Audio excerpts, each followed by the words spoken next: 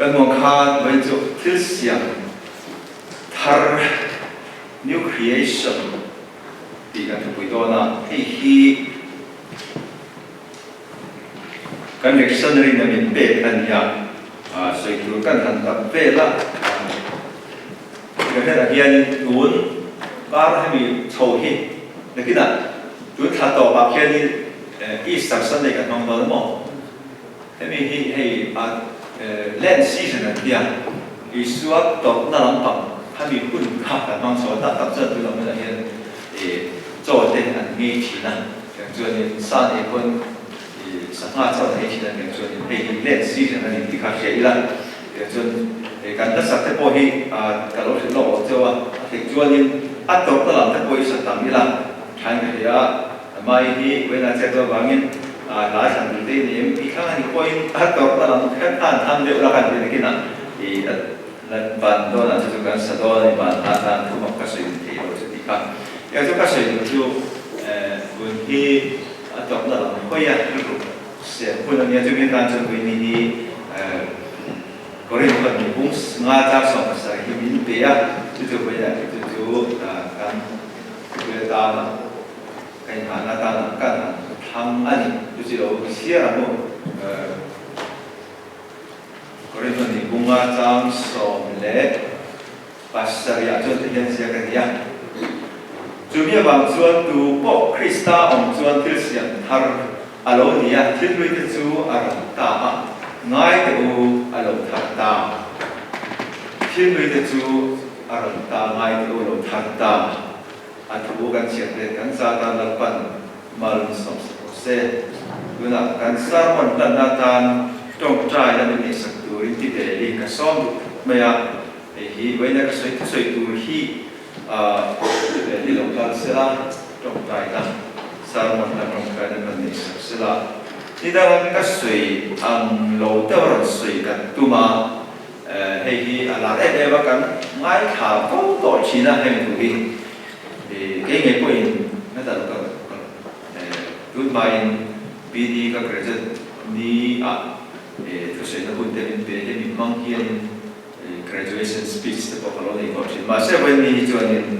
ที่ทำเรื่องเล็กก็ถึงมากเลยครับง่ายอันโลเตอร์ก็สวยกันตัวมาตัวมาจะเข้าพูดได้อะที่เป็นที่สาวคนนั้นตรงใจนี่สโลม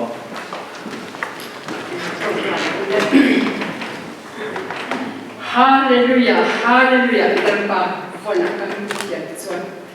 เกณีอันนั้นมาเนี่ยนะคาราวลงโซมิชุยอันตัวเฮอินโบสไซเดลล์บ่ามิชิงเวไม่นั่งนักที่โซไม่เชียร์สักส่วนเองที่นั่นมาอันนี้ลูกสุบังจอยลร์ปาตูน่าเฮียนจบเลยจะเล่นทาราอันนี้จะรู้ตัวมั้ยล่ะ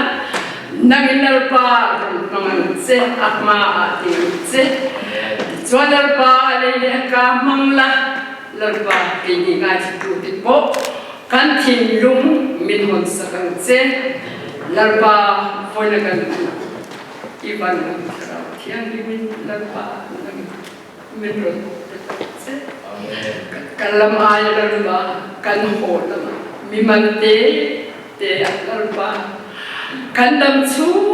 กันเทนิลหุ่นชินเชียร์ลำตูรินอีคาราที่มีลร์ปาฝนเนี่ยยันน้ำมีโปรโตสักจะดี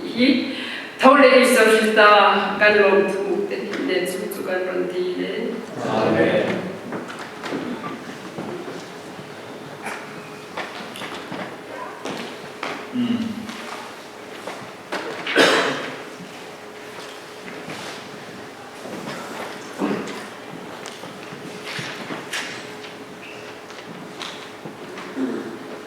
นั่นเองส่วนคริสตันครอสเลยนะ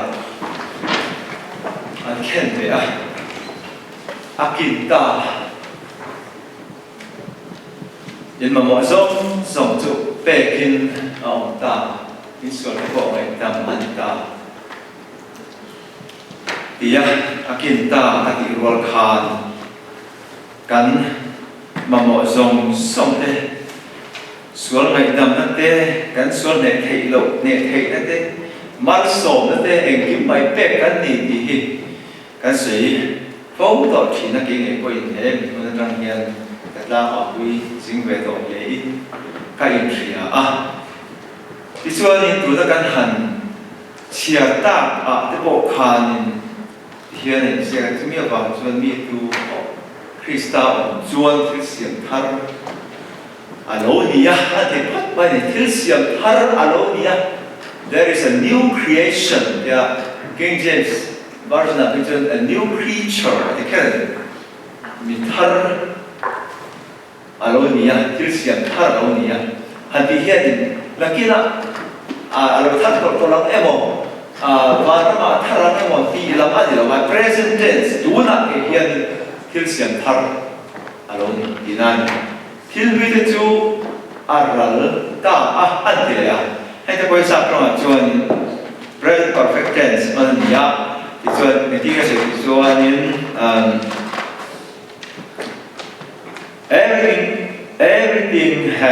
everything all has passed away then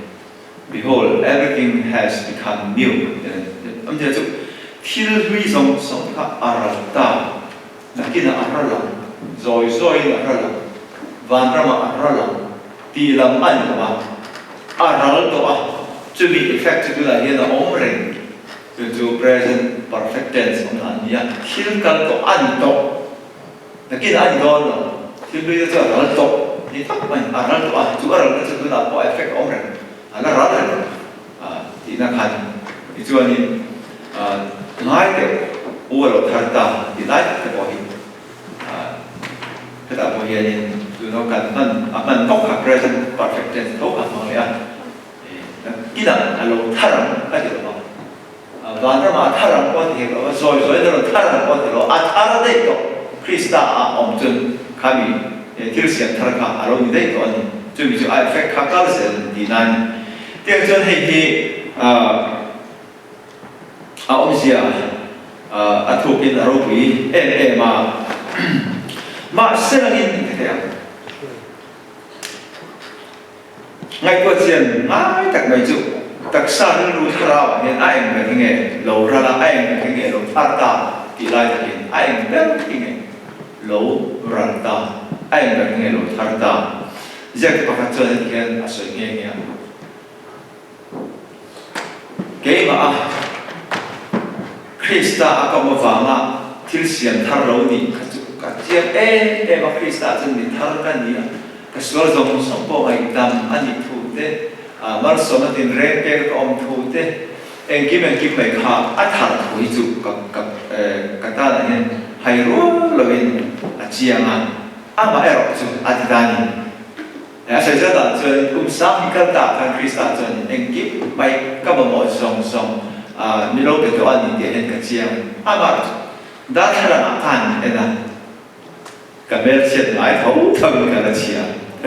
thế nên cái sản phẩm là cái lá thu được bốc xí hết thì bắt đi cho nên chú thiếu xịt thở cho nên rồi vậy và nó bắt chôm dễ cả chú ăn nhiều rồi vậy có đi thân thành cũng sao có ăn thua thì đó là đặc sắc chú ăn nhiều rồi vậy cái gì cho bảo hay Krista cái gì nó rong quỷ xe thế các buồn đúng là hiện để là bạn sinh kế bà khác thì có khít để mà thì là tất cái gì xí đâu suy âm bé hiện cái ngay thì thế này thì để bóc cho những cái lúc là cái em lẽ ít xin là cho nó bảo cho mình là mà error là cái what then thì cứ chuyện là để mình sẽ chuyện là để ngay từ nó bỏ quỷ thế là bài đề trương bốc xí hết tiền ở đây mất ví dụ thiếu xiêm thar chú ăn gì đâu mà sẽ hình bài là chân thiếu xiêm thar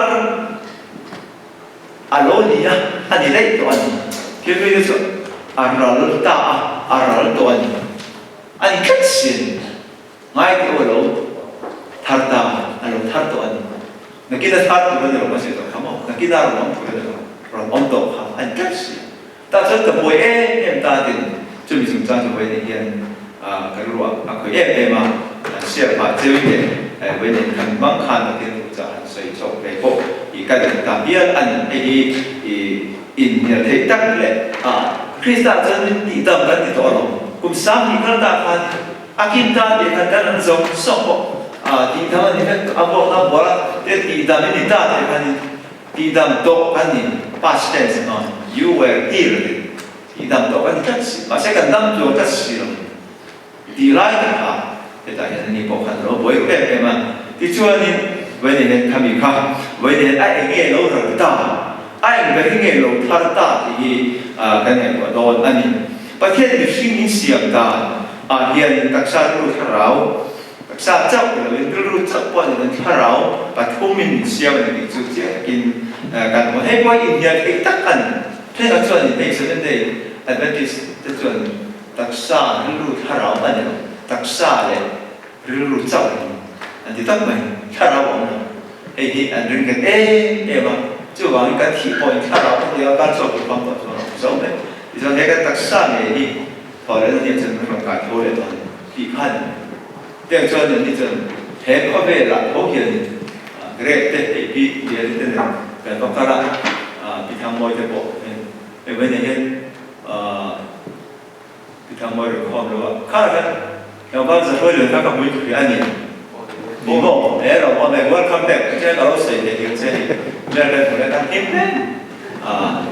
welcome to blockchain cho nên đi thăm môi để anh học được anh đi tới cái bên cái cảnh phần một cũng mà phan hiện sự vấn đề hiện nó liền sự vấn đề sao vậy mỗi thứ sự trong chủ anh trả lời là thiên thì được cái này chủ hệ có vẻ nó sợ các bạn là thọ lệ nghe thì dùng tổ mà chỉ là cái này là kia là hệ có vẻ bốc cái rồi chúng ta cái này là chỉ lệ từ cụ thể là chỉ lệ từ chủ anh thấy thôi 그러면 남편이 주주 아니잖아. 그러니까 때 아니 저기다 저는 왜 참 많이 가가 아니야 맞잖아. 이 멤버한테 보기 안 락두면 되는 사 아마 저희 이전에 한 스타트랑인 former Adventist Fellowship 디아칸 간 mấy mấy là 저는 이 아니 뭐히 lâu 멤버 히 lâu 추억 समय 히가 뭐니까 저는 các sự được cho nên cho nên member thì tôi bắt đầu là thì vui với tụi là hiện nay là mà cho nên sao mà các bạn câu chuyện trong cái đó Adventist mà thì former Adventist Fellowship thì tin khoa Fellowship thì câu chuyện đó chúng ta phải lo vậy nên thì sao có được lo cho dân đam après quan tâm mà sẽ mà đi cho dân câu chuyện đó thì lo gì Fellowship cùng hành tác conference này Los Angeles LA sao tôi nghe một cái đó in một hôm nay để đặt cho những speaker đam các hành sự khác mà ông phải cái anh đi ông mà cái gì mà đi cho sân đó có sẵn để anh đi lâu đó mình bây giờ anh đã đi bên bảo thế có cái gì khác thì riêng lâu tuổi thì nó hi có hành tác mà chắc là một đám lâu không mấy tiếng cho nên bây giờ sao mà LNG quay đi có anh chút soi anh cả anh đi thế đến thảo lệ chúng ta sẽ cần đặc sản rượu hiện đặc sản rượu cho bọn mình tiếng do anh chúng ta đi lâu xe cái ăn soi biết cái chắc không này chứ là cho nên cũng phải ta hiện mi nuôi được thùng về mỗi nuôi thùng về cho sân là nghe chúng ta cho nên soi nghe thì đại家cái cái này soi giao được nó cả thứ tiếng cho nên thế mình chúng ta hiện ngày đã đến nào mà cái gì rồi xuân đặc sản rượu thảoอีกการเรื่องการตักษาเรื่องสิ่งที่มีประเทศนี้ได้ยังตักษาไม่เดียวเรื่องไม่พอเดียวตักษาเรื่องท่าเรานี้จะเทศโลนิกาทุ่งขันต้นขันพงอาจารย์สนิททุ่งมาจนเดินเริ่มตั้งแต่เที่ยงไงจวนอินผู้บิดที่แข่งอินจรดเสร็จเดินอินท่าเราและอินเรื่องและอินตักษาจนนั้นไปสคริสต์ได้โลกาเลมาจวนโลกา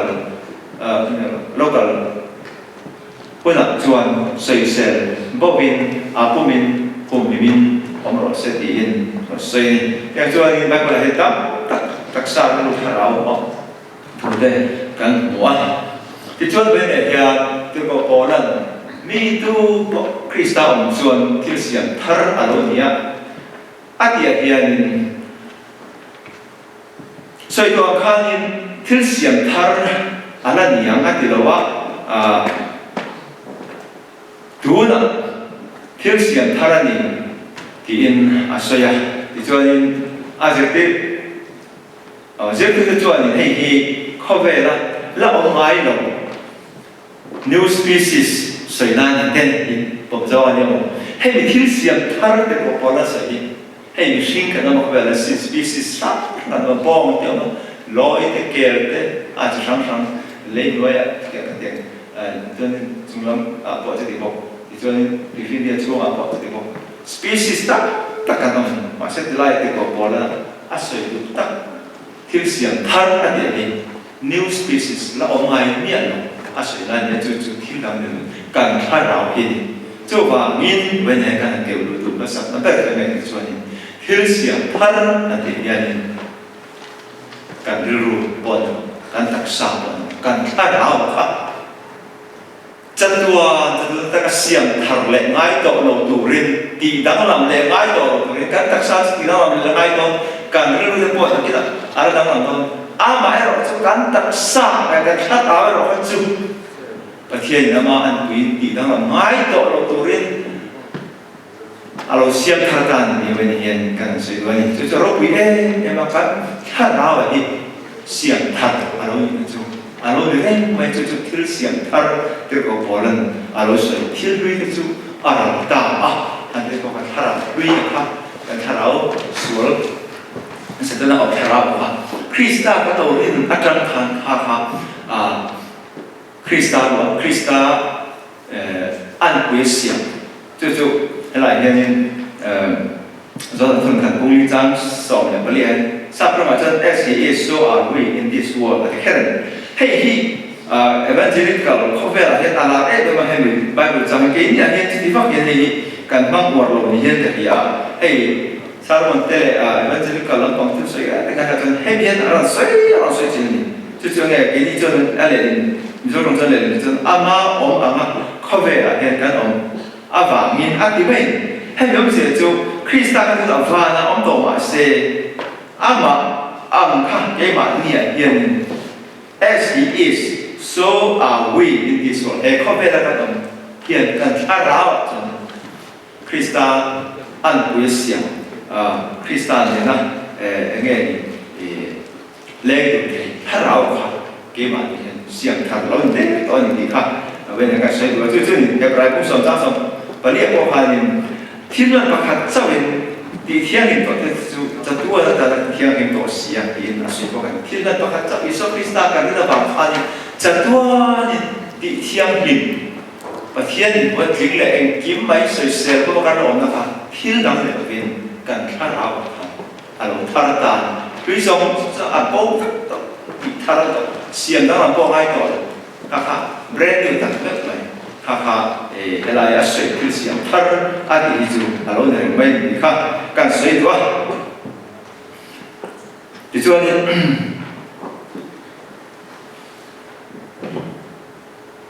Efesi พงกับจังที่มาจนกันแล้วไปโซคริสต์กับเทียนเนี่ยIso Krista pathian le pa cha fakin amro se ani zon ba tang te khian Krista zon thara la mal som sakatin re in mal mi soma akia te ko hian mal mi la soma idan la ba who has blessed us with every spiritual blessing in the heavenly places in Christ am je mal mi som te to chu mi al fa chu da po la omre na ya tin thara ba ne ke thara la mal som tin re in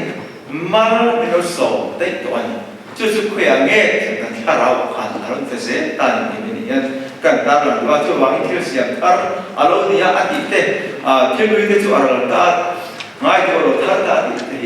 ที่เราเดินกันท่าเราอันนี้กันท่าเราอันนี้ท่าเราลำมัลสอบสักทีเร่งมัลไม่รู้สอบสักตัวนี้เขาเป็นอย่างนี้กันตามหลังว่านี่ที่ช่วงกันท่าเราอันนี้มัลสอบทีเร่งจุดเป๊กตกกันนี้เราเองสุกันทาราวอันนี้เสียดันมาสอนที่แรกสุกันทาราวพันเปกโตอารมณ์ยันดำนักบอกกันทาราวพันเปกโตอารมณ์นี้เที่ยงเห็นนักบอกเปกโตจริงนั้นเราไม่โตลงฝ่ายการเมืองบอกขาทาราวค่ะอาหารปาตีนั้นเราไม่โตวันหดจังอันนี้ตุ๊บไม่จุดจุดจะรู้วินเอ็มวันหดจังขาทาราวค่ะที่เที่ยงเห็นอารมณ์นี้โตโซ่ค่ะจุมีจุกันทาราวเห็นส่วนเนี่ยthấy thế mà ngày thế hình thế lô thế đủ độ thấy na anh kiếm mày phim nó hát sao ta cần nó sống sống kami bị chân chân sắc nó sống thế hạ bẹt cái lòng nó nhìn thì khác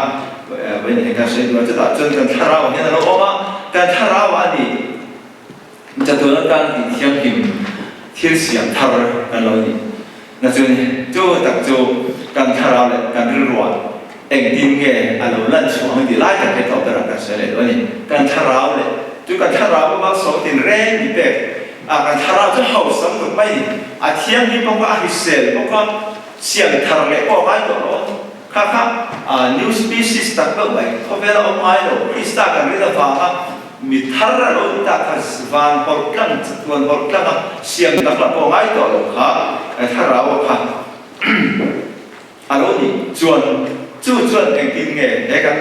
รู้เลยกันกักษาเห็นเขามีอารมณ์ลั่นสวดตากันที่ละแต่ค่ะอารมณ์ไปหมดแต่มันจะต่อไปแล้วกันสิ่งจวนเนี่ยที่จวนนี้เราไม่สอบมันจะกันเลยท่านดูกัน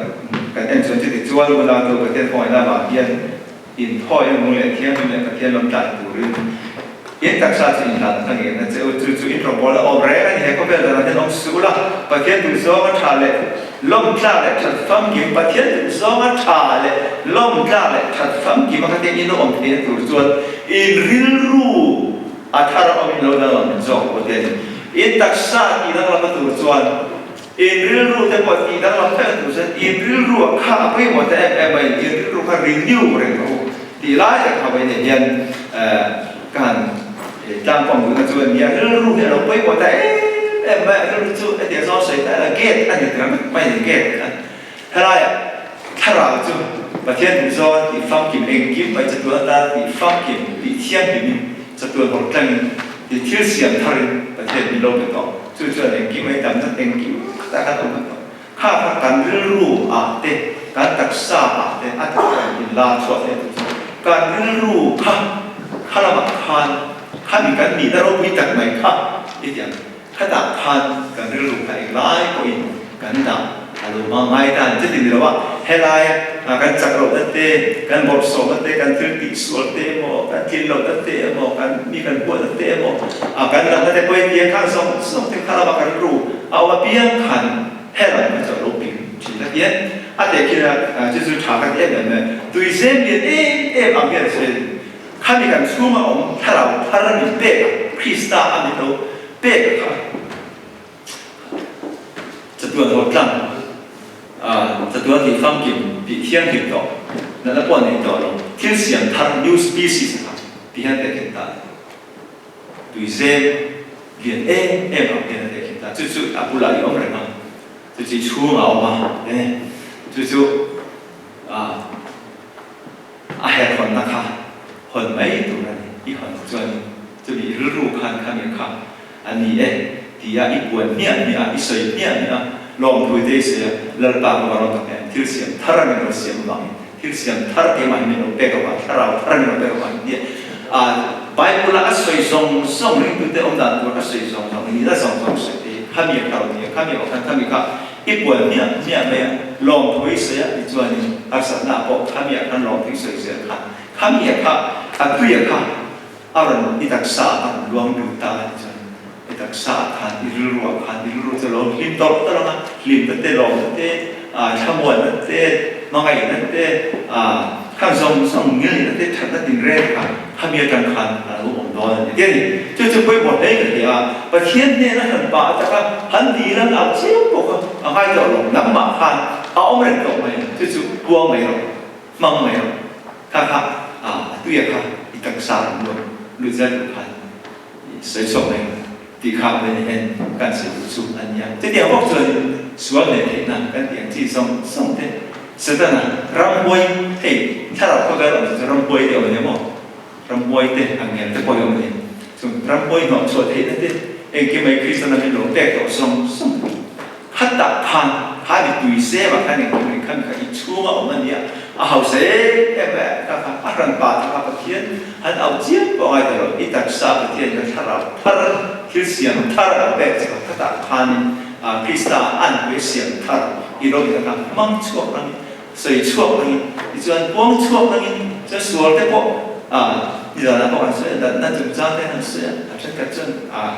นี่การเรียนการเรียนเราได้พอเขาไปครูได้ไหมเขาที่สอนให้กันของก็ต้องได้แต่พอเราลองดูเนี่ยเราก็จะเก็บไว้ผมบอกไปในทุกๆกับพวกเราทุกท่านเราก็ต้องได้ต้อง tại in chung han đang quan lòng trước cái lúc han tiếng này cái lo gì thế nắm cái sợi bol bol lại tết ông bút thần sang chuột chuột ra rồi chuột anh đi về nhé nghe anh giờ nó chuột cái lo bảo rồi cái lúc thâu bé mình để sao nó quên mấy học mấy được cái sợi tết học mấy rồi quên trong thì rồi bên ngông là chuột ra rồi chuột anh đi mấy đấy ha cái bạn này hiện ha tùy duyên hiện nay là mình ha rào ha thiếu sửa ha ha những cái đó trước tiên thì nó vậyถ้ามีการมั่นนะว่าให้ลำบังจักรได้เลยการหาสิ่งนั้นเราไม่ได้บอกการบางอันเราไม่ได้บอกการโฟกัสทุกจุดตัวเจ้าผู้น้องเรื่องสิ่งนั้นตัวหาเนี่ยแต่ที่ไม่โดนดูสิมั้งตัวเจ้าผู้ละหันคนเล็กข้าเราไม่รู้ข้าเกิดกันรู้ที่ท่าเราเจ้าผู้ละกันอินรู้แต่กันแต่ก็เยี่ยมเราสิ่งนั้นตัวคนจุดนี้จุดเกิดกันว่าเนี่ยกันรู้ที่ท่าถ้าเราว่าให้เราเป็นว่าแต่มึงอันนั้นรู้ไว้นะจ๊ะนะหรือว่าไว้เลยก็ได้เขาสิ่งนั้นเขาเป็นรู้ไว้ควรจะส่งมินชินคือได้รับตั้งเขาอย่างถ้าเราว่าการรู้กันว่าแต่ไว้ได้หรอกจังตุยเซ่คนละองค์เรื่องสิ่งตุยเซ่ก็เรื่องสิ่งตุยหาดิการที่ไม่โดนส่วนเราเดี๋ยววันนี้ไอ้ที่แค่เราที่เสียงทัดเราเนี่ยที่ลุยได้ส่วนตาง่ายที่เราทัดตาที่นักกินดูตัวเราตาเนี่ยนี่อะไรกินไม่นี่ต่อฟิกอันนี้ซึ่งการทาราอารมณ์นี้การทาราข้าเฮ้มันนี่ตักษาการรู้ว่าแต่อารมณ์นี้น่าสนใจตัวพันธุ์ง่ายตัวนี้การรู้ที่จูมีกันพิษากันเราบุยกันละมาแต่จวนอีห้องเรื่องเราอีที่ท่านเรื่องมันที่วันนี้การเสด็จต่อเสด็จตัวเสด็จการสร้างดันมันสมบูรณ์เสด็จอาเมน